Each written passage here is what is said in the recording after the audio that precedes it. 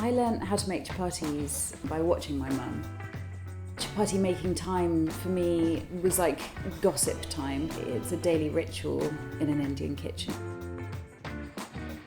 Mix the oil and the salt and the flour together, and so it resembles fine breadcrumbs.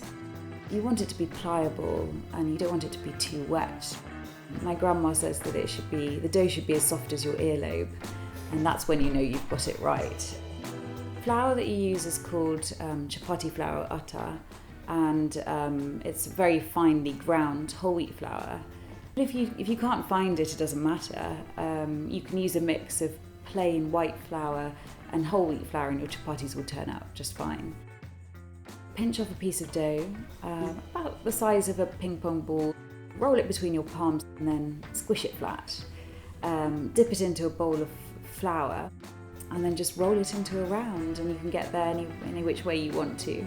I find that normally when I roll it out to about 10 centimetres, then you'll probably need to dip it in the flour again. It will get a bit sticky, and then roll it out to the size of a small dinner plate. They say that when your chapatis are perfectly round, then you're ready to get married, which is lucky because my chapatis are round now and I'm getting married this year. You want to heat your pan up to a medium heat. My pan's actually a pancake pan, but you can use a frying pan with a wide bottom, and you're sort of roasting it, I suppose. The chapati will start to bubble and turn white at the edges, and when it does that, then you turn it over and leave it to cook for another 30 seconds. You lightly press the chapati and it will encourage the steam to rise inside. If that happens, it's a really good thing because it means you'll get a really soft chapati. I use a chapati press. You can use a bunched up tea towel. When you can see that there are no dark, doughy looking spots, then your chapati is done.